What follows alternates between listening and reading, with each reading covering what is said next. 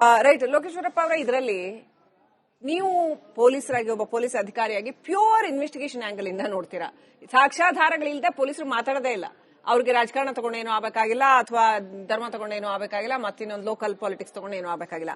ಆದ್ರೆ ಈ ಪ್ರಕರಣದಲ್ಲಿ ತುಂಬಾ ಒಂಥರ ಕ್ಲಾರಿಟಿ ಇಲ್ಲದೆ ಇರೋದು, ಯಾವ್ಯಾವ್ದನ್ನು ಕನೆಕ್ಟ್ ಮಾಡೋ ಅಂತದ್ದು ತುಂಬಾ ನಡೀತಾ ಇದೆ. ಸಾಕ್ಷ್ಯಾಧಾರಗಳು ಒಂದ್ ಕಡೆ, ಇನ್ನು ಸಿಕ್ಕಿದೆಯೋ ಸಿಕ್ಕಿಲ್ವೋ ಅದು ಪೊಲೀಸರು ಹೇಳ್ತಾರೆ. ಧರ್ಮ ತಗೊಂಬಾ ಕನೆಕ್ಟ್ ಮಾಡು, ಪಾಲಿಟಿಕ್ಸ್ ತಗೊಂಬಾ ಕನೆಕ್ಟ್ ಮಾಡು, ಅಲ್ಲಿ ಲೋಕಲ್ ಒಂದ್ ರಾಶಿ ಪಾಲಿಟಿಕ್ಸ್ ಏನೇನಿರುತ್ತೆ ಅದನ್ನ ತಗೊಂಡ್ಬಾ ಕನೆಕ್ಟ್ ಮಾಡು, ಮತ್ತೆ ಇನ್ನೇನೇನೋ ಕನೆಕ್ಟ್ ಮಾಡು, ಇವೆಲ್ಲವೂ ಕೂಡ ನಡೀತಾ ಇದೆ. ಸೊ ಹಿಂಗಿರುವಾಗ ಈ ಪ್ರಕರಣದ ಮೇಲೆ ಇನ್ನೊಬ್ರು ಪ್ರಭಾವ ಬೀರ್ತಾರೆ, ಯಾರೋ ಪ್ರಭಾವಶಾಲಿಗಳು SIT ನ ಕೊಂಡ್ಕೊಂಡ್ಬಿಡ್ತಾರೆ, ಅಷ್ಟು ಕೋಟಿ ಇಷ್ಟು ಕೋಟಿ ಕೊಟ್ಟು ಕೊಂಡ್ಕೊಂಡ್ಬಿಡ್ತಾರೆ. ಇದನ್ನೆಲ್ಲ ಪೊಲೀಸರು ಹೆಂಗ್ ನೋಡ್ತಾರೆ ಅಂತ, SIT ಆಫೀಸರ್ಸ್ ಹೆಂಗ್ ನೋಡ್ತಾರೆ ಇದನ್ನ? ನೋಡಿ, ಇಲ್ಲದನ್ನ ಮಾತಾಡಕ್ಕೆ ಜನ ಇರೋದನ್ನ ಮಾತಾಡಕ್ ನಾವಿದೀವಿ ಅಷ್ಟೇ. ಅವ್ರು ಇಲ್ಲದ್ ಮಾತಾಡಕ್ಕೆ ಜನ ಇರೋದು, ಅವ್ರು ಮಾತಾಡ್ತಾರೆ. ಬಟ್ ಕಾನೂನು ಅನ್ನೋದು ಕಾಮನ್ ಸೆನ್ಸ್ ಅಷ್ಟೇನೆ. ಕಾನೂನು ಅಂದ್ರೆ ಏನ್ ಬೇರೆ ಏನಲ್ಲ, ಕಾಮನ್ ಸೆನ್ಸ್ ಕಾನೂನು ಆಗಿರೋದು. ಈಗ ಅವನಿಗೆ ಅವಕಾಶ ಕೊಟ್ಟಿದ್ದೀರಾ, ಅವನಿಗೆ ಫಸ್ಟ್ ಏನ್ ಮಾಡ್ಬೇಕು ಅದನ್ನ ಮಾಡ್ಲಿಲ್ಲ ನೀವು. ಅವ್ನು ಬುರುಡೆ ತಂದಾಗ ಆ ಕೆಲಸ ಫಸ್ಟ್ ಮಾಡಬೇಕಾಯ್ತು. ಅವ್ನು ಹೇಳಿರೋದು ಎಷ್ಟು ಸತ್ಯ ಅನ್ನೋದು ಅಲ್ಲಿ ಕ್ಲಿಯರ್ ಆಗ್ಬೇಕಾಯ್ತು, ಅದು ಮಾಡಿಲ್ಲ ಇಲ್ಲಿ. ಎರಡನೇದು, ಕೋರ್ಟ್ಗೆ ತಗೊಂಡೋಗ್ ನಿಲ್ಸಿದ್ರಿ. ಅವನು 164 ಸ್ಟೇಟ್ಮೆಂಟ್ ಮಾಡ್ದ. 164 ಸ್ಟೇಟ್ಮೆಂಟ್ ಅಂದ ತಕ್ಷಣ ಅದೇನು ಬ್ರಹ್ಮನ ಈಶ್ವರನ ವಾಣಿ ಅಲ್ಲ ಅದು. ಅದನ್ನ ಫಸ್ಟ್ ಅದು ಸಾಧ್ಯತೆಗಳನ್ನ ಯೋಚನೆ ಮಾಡಬೇಕಿತ್ತು. ಒಬ್ಬನೇ ವ್ಯಕ್ತಿ ಒಂದ್ ಹೆಣನ ಓಣೋದಕ್ಕೆ ಎಷ್ಟು ಮಟ್ಟಕ್ಕೆ ಸಾಧ್ಯಗಳು, ಹಳ್ಳ ತೆಗಿಯಕ್ಕೆ ಎಷ್ಟು, ಹೆಣ ಎಲ್ಲಿ ಬಿದ್ದಿತ್ತು ಅಲ್ಲಿಂದ ಒತ್ಕೊಂಡ್ಬರೋದಿಲ್ಲ. ಪೊಲೀಸರೇ ಹೆಲ್ಪ್ ಮಾಡಿದ್ರು ಅಂತ ಆತ ಹೇಳಿರೋದು. ಪೊಲೀಸರು ಆತನಿಗೆ ಹೆಲ್ಪ್ ಮಾಡಿದ್ರು, ಗುಂಡಿ ತೋಡಿ. ಇದು ನೋಡಿ, ಅವನು ಹೇಳಿರೋದು ಎಷ್ಟು ರಿಲಯಬಿಲಿಟಿ ಇಲ್ಲ ಸರ್, ಎಲ್ಲದು ಬಾಯಿ ಮಾತಿನ ಮೇಲೆ ಎಲ್ಲ ಹಿಡಿ. ಅದನ್ನೇ ನಾನು ಹೇಳ್ತಾ ಇರೋದು, ನೀವವ್ರೆ, ನಾನು ಹೇಳ್ತಾ ಇರೋದು ಅದನ್ನೇ. ಕಾಮನ್ ಸೆನ್ಸ್ ಅನ್ನು ಉಪಯೋಗಿಸಬೇಕಿತ್ತು ಇಲ್ಲಿ ಅಂತ ನಾನು ಕೇಳ್ತಾ ಇರೋದು. ಕಾನೂನು ಚೌಕಟ್ಟಿಗೆ ಬರುತ್ತೆ ಯಾವಾಗ ಕಾಮನ್ ಸೆನ್ಸ್ ರಿಲಯಬಲ್ ಆಗಿದ್ದಾಗ, ನೀವು ಹೇಳಿರೋ ವಿಚಾರ ಸತ್ಯಕ್ಕೆ ಹತ್ರಕ್ಕೆ ಬಂದಾಗ. ಇದು ಸತ್ಯಕ್ಕೆ ಹತ್ರ ಇಲ್ಲ. ಪೊಲೀಸರು ಹೆಲ್ಪ್, ರೇಪ್ ಮಾಡಿರೋ ಹೆಣ 100 ಹೆಣ ಪೊಲೀಸರು ಹೆಲ್ಪ್ ಮಾಡ್ತಾರೆ ಮುಚ್ಚಕ್ಕೆ, ಎಲ್ಲರೂ ಸಾಧ್ಯ. ಪೊಲೀಸರು ಹೆಲ್ಪ್ ಮಾಡೋದು ಒಂದೇ ಅಲ್ಲ, ತನ್ನನ್ನ ದಬ್ಬಾಳಿಕೆಗೊಳಪಡಿಸಿ, ತನ್ನನ್ನ ಜೀವ ಬೆದರಿಕೆ ಹಾಕಿ, ಥಳಿತ ನೋವು ಇಂಥದೆಲ್ಲ ಉಂಟು ಮಾಡಿ ತಾನು 100 ಹೆಣ ಉಣೋರ್ಗು ಇಷ್ಟೆಲ್ಲ ನೋವು ಅನುಭವಿಸೋ ಅವಶ್ಯಕತೆ ಅವನಿಗಿತ್ತ ಅಂತ ಹೇಳೋ ಪ್ರಕಾರ. 100 ಹೆಣ ಉಣೋವರ್ಗು ಇವನ್ಗೆ ಅಲ್ಲಿಂದ ತಪ್ಸ್ಕೊಂಡು ಹೋಗ್ಬೋದಿತ್ತಲ್ಲ, ಅಲ್ಲಿಂದ ದೂರ ಇರ್ಬೋದಿತ್ತಲ್ಲ, ಹೋಗಿ ಬೇರೆ ಕಡೆ ಈಗ ಬಂದೇನು ಹೇಳ್ದಂಗೆ ಅವತ್ತೇ ಹೇಳ್ಬೋದಿತ್ತಲ್ಲ. ಇದೆಲ್ಲಾ ಪಾಸಿಬಿಲಿಟಿ ಇಲ್ಲ ಅಂತ ಏನಿಲ್ವಲ್ಲ. ನೀವು ಒಂದು ಹಗರಣ ಜ್ಞಾಪಿಸ್ತೀನಿ ನಿಮ್ಗೆ. ರಾಮಚಂದ್ರ ಮಠದ ಮೇಲೆ ಆ ಮಠದಲ್ಲಿದ್ದಂತವ್ರೆ ಒಂದು ಕಂಪ್ಲೇಂಟ್ ಮಾಡ್ತಾರೆ. ಎಲ್ಲೆಲ್ಲೋ ಅವ್ರಿಗೆ ರೇಪ್ ಆಯ್ತು ಅಂತ ದೇಶ ಎಲ್ಲ ಸುತ್ತಿ ವಿಚಾರ ಆಗುತ್ತೆ. ಅಲ್ಟಿಮೇಟ್ ಆಗಿ ಏನಾಗುತ್ತೆ, ಕೇಸು ಕೋರ್ಟ್ ಅಲ್ಲಿ ಪ್ರೂವ್ ಆಗೋದೇ ಇಲ್ಲ ಅದು. ಯಾಕೆಂದ್ರೆ ಎಲ್ಲೂ ಅವ್ರ ಎವಿಡೆನ್ಸ್ ಅನ್ನ ಕೊಡೋದಿಲ್ಲ. ಏನು ರೇಪ್ ಆಗಿದೆ ಅಂತ ಹೇಳ್ಕೊಂಡು ಹೋಗಿದ್ದು ಬಿಟ್ರೆ ಆ ತರದ ಒಂದು ಸರ್ಕಮ್ಸ್ಟೆನ್ಸಸ್ ಎಲ್ಲೂ ತರಕ್ಕೆ ಆಗ್ಲಿಲ್ಲ ಅದು. ಅಂದ್ರೆ ಅಲ್ಲಿಗೆ ಇವತ್ತು ಈ ಪ್ರಶ್ನೆಯಲ್ಲಿ ಎಲ್ಲರೂ ಯೋಚನೆ ಮಾಡಲೇಬೇಕಾಯ್ತು ಮೊದಲು ಸ್ಟೇಜಲ್ಲಿ, ಮಾಡ್ಲಿಲ್ಲ ಇವರು. ಈಗ 13 ಆಯ್ತು. ನಾನು ಅದೇ ಹೇಳ್ತಾ ಇರೋದು, ನಾಳೆ ಇನ್ನ 13 ಎಲ್ಲಿಗೆ ಹೋಗಿ ನಿಲ್ತೀರಾ ನೀವು? ಈಗ ನಾಳೆ ಮತ್ತೆ ಇನ್ನೂ 13 ತೋಳಿ. ಜೊತೆಗೆ ಈಗ AC ಅವ್ರಿಗೆ ಸಂಡೇ ರಜಾ ಅಂತೆ, FS ಅಲ್ಲಿ ಸಂಡೇ ರಜಾ. ಇನ್ವೆಸ್ಟಿಗೇಷನ್ ಅಲ್ಲಿ ನೀವು ರಜಾ ಪಜಾ ಅಂತ ಪೊಲೀಸರು ಒಬ್ಬರಿಗೆ 24 ಅವರ್ಸ್ 24x7. ಪೊಲೀಸರು ಏನ್ ಮಾಡ್ತಾರೆ ಹಂಗ ಹೇಳಿದ್ರೆ ಇನ್ನೂ 13 ತೋಡೋಣ ಬನ್ನಿ ಅಂದ್ರೆ ಏನ್ ಹೇಳ್ತಾರೆ? ಅಲ್ಲ, ಈಗ ಅದನ್ನೇ ಒಂದು ಕನ್ಕ್ಲೂಷನ್ ಇವ್ರು ಬರಲೇಬೇಕಾಗುತ್ತೆ. ಅವನ್ನ ಮತ್ತೆ ಡೀಟೇಲ್ ಆಗಿ ಇಂಟ್ರಾಗೇಟ್ ಮಾಡ್ಬೇಕಾಗುತ್ತೆ.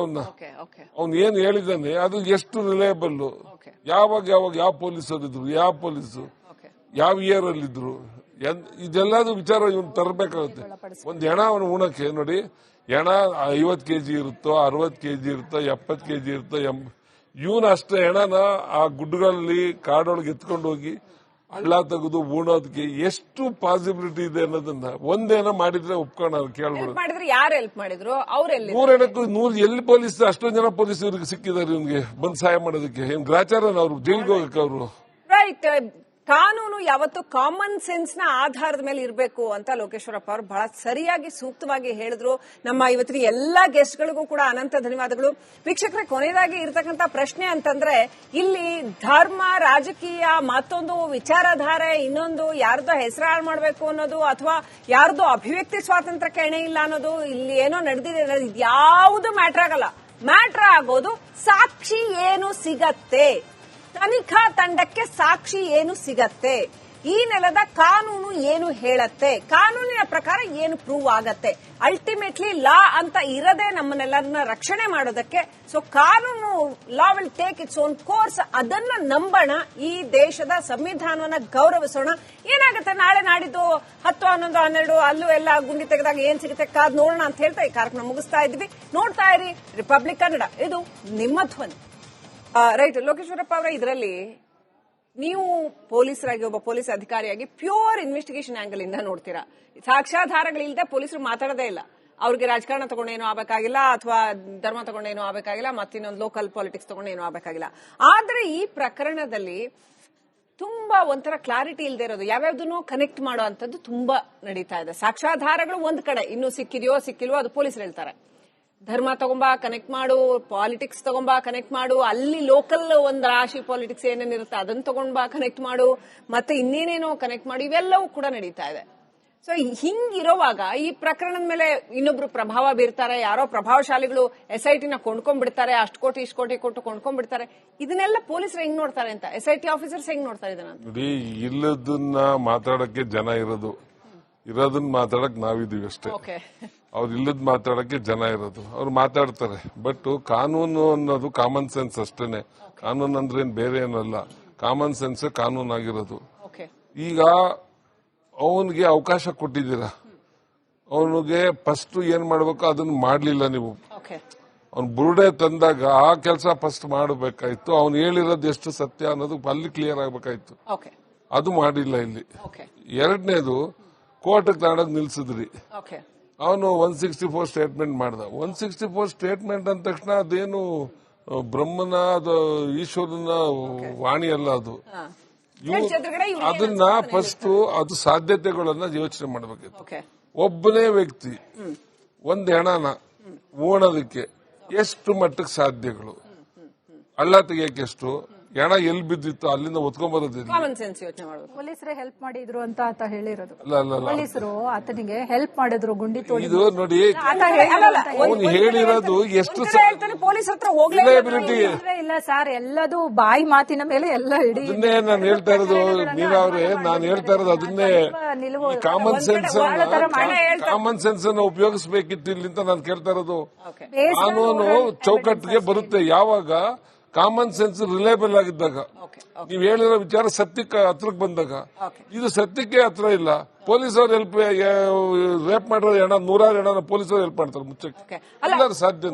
ಪೊಲೀಸರು ಹೆಲ್ಪ್ ಮಾಡೋದು ಒಂದೇ ಅಲ್ಲ, ತನ್ನನ್ನ ದಬ್ಬಾಳಿಕೆಗೊಳಪಡಿಸಿ, ತನ್ನನ್ನ ಜೀವ ಬೆದರಿಕೆ ಹಾಕಿ, ಥಳಿತ, ನೋವು ಇಂಥದೆಲ್ಲ ಉಂಟು ಮಾಡಿ ತಾನು 100 ಹೆಣ ಉಣೋರ್ಗು ಇಷ್ಟೆಲ್ಲ ನೋವು ಅನುಭವಿಸೋ ಅವಶ್ಯಕತೆ ಅವನಿಗಿತ್ತ ಅಂತ ಹೇಳೋ ಪ್ರಕಾರ.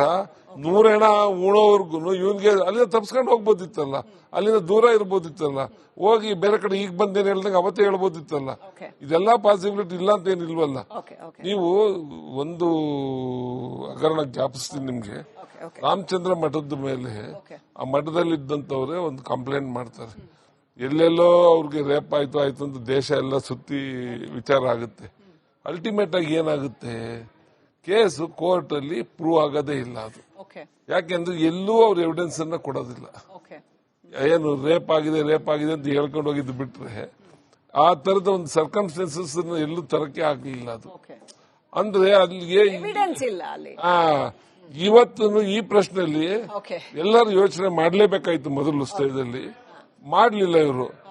ಈಗ 13 ಆಯ್ತು. ನಾನು ಅದೇ ಹೇಳ್ತಾ ಇರೋದು, ನಾಳೆ 13 ಎಲ್ಲಿಗೆ ಹೋಗಿ ನಿಲ್ತೀರಾ ನೀವು? ಏನ್ ಮಾಡ್ತಾರೆ ಈಗ? ನಾಳೆ ಅವ್ನು ಮತ್ತೆ ಇನ್ನೂ 13 ತೋಡಿ ಈಗ ಜೊತೆಗೆ ಈಗ ಎಸಿ ಅವ್ರಿಗೆ ಸಂಡೇ ರಜಾ ಅಂತೆ, ಏನ್ ಮಾಡ್ತಾರೆ? FS ಅಲ್ಲಿ ಸಂಡೇ ರಜಾ. ಇನ್ವೆಸ್ಟಿಗೇಷನ್ ಅಲ್ಲಿ ನೀವು ರಜಾ ಪಜಾ ಅಂತ ಪೊಲೀಸರು ಒಬ್ಬರಿಗೆ 24 ಅವರ್ಸ್ 24 ಈಗ ಪೊಲೀಸರು ಏನ್ ಮಾಡ್ತಾರೆ ಹಂಗ ಹೇಳಿದ್ರೆ? ಇನ್ನೂ 13 ತೋಡೋಣ ಬನ್ನಿ ಅಂದ್ರೆ ಏನ್ ಹೇಳ್ತಾರೆ? ಅಲ್ಲ, ಈಗ ಅದನ್ನೇ ಒಂದು ಕನ್ಕ್ಲೂಷನ್ ಇವ್ರು ಬರಲೇಬೇಕಾಗುತ್ತೆ. ಅವನ್ನ ಮತ್ತೆ ಡೀಟೇಲ್ ಆಗಿ ಇಂಟ್ರಾಗೇಟ್ ಮಾಡ್ಬೇಕಾಗುತ್ತೆ. ಅವ್ನ ಏನ್ ಹೇಳಿದಾನೆ ಅದು ಎಷ್ಟು ರಿಲಯಬಲ್, ಯಾವಾಗ ಯಾವ ಪೊಲೀಸರು ಇದ್ರು, ಯಾವ ಪೊಲೀಸು ಯಾವ ಇಯರ್ ಅಲ್ಲಿ ಇದ್ರು, ಇದೆಲ್ಲದು ವಿಚಾರ ಇವ್ನು ತರಬೇಕಾಗುತ್ತೆ. ಒಂದ್ ಹೆಣ ಅವನು ಉಣಕ್ಕೆ ನೋಡಿ, ಹೆಣ 50 kg ಇರುತ್ತೋ, 60 kg ಇರುತ್ತೋ, 70 kg ಇರುತ್ತೋ, ಇವನು ಅಷ್ಟೇ ಹೆಣನ ಆ ಗುಡ್ಡಗಳಲ್ಲಿ ಕಾಡೊಳಗೆ ಎತ್ಕೊಂಡು ಹೋಗಿ ಹಳ್ಳ ತೆಗೆದು ಉಣೋದಕ್ಕೆ ಎಷ್ಟು ಪಾಸಿಬಿಲಿಟಿ ಇದೆ ಅನ್ನೋದನ್ನ ಒಂದೇನೋ ಮಾಡಿದ್ರೆ ಒಪ್ಕೊಂಡು ಕೇಳ್ಬಿಡುದು. ಯಾರು ಹೆಲ್ಪ್ ಮಾಡಿದ್ರು? ಅವ್ರೆಲ್ಲಿ 100 ಎಲ್ಲಿ ಪೊಲೀಸ್ ಅಷ್ಟೊಂದು ಜನ ಪೊಲೀಸ್ ಇವ್ರಿಗೆ ಸಿಕ್ಕಿದ್ದಾರೆ ಇವ್ನಿಗೆ ಬಂದ್ ಸಹಾಯ ಮಾಡೋದಕ್ಕೆ. ಏನ್ ಗ್ರಾಚಾರನ ಅವ್ರು ಜೈಲ್ಗೆ ಹೋಗಕ್ಕೆ ಅವರು? ರೈಟ್. ಕಾನೂನು ಯಾವತ್ತು ಕಾಮನ್ ಸೆನ್ಸ್ ನ ಆಧಾರದ ಮೇಲೆ ಇರಬೇಕು ಅಂತ ಲೋಕೇಶ್ವರಪ್ಪ ಅವರು ಬಹಳ ಸರಿಯಾಗಿ ಸೂಕ್ತವಾಗಿ ಹೇಳಿದ್ರು. ನಮ್ಮ ಇವತ್ತಿನ ಎಲ್ಲಾ ಗೆಸ್ಟ್ ಗಳಿಗೂ ಕೂಡ ಅನಂತ ಧನ್ಯವಾದಗಳು.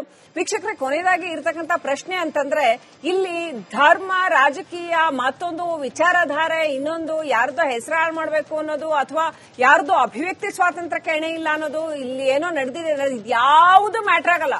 ಮ್ಯಾಟರ್ ಆಗೋದು ಸಾಕ್ಷಿ ಏನು ಸಿಗತ್ತೆ, ತನಿಖಾ ತಂಡಕ್ಕೆ ಸಾಕ್ಷಿ ಏನು ಸಿಗತ್ತೆ, ಈ ನೆಲದ ಕಾನೂನು ಏನು ಹೇಳತ್ತೆ, ಕಾನೂನಿನ ಪ್ರಕಾರ ಏನು ಪ್ರೂವ್ ಆಗತ್ತೆ.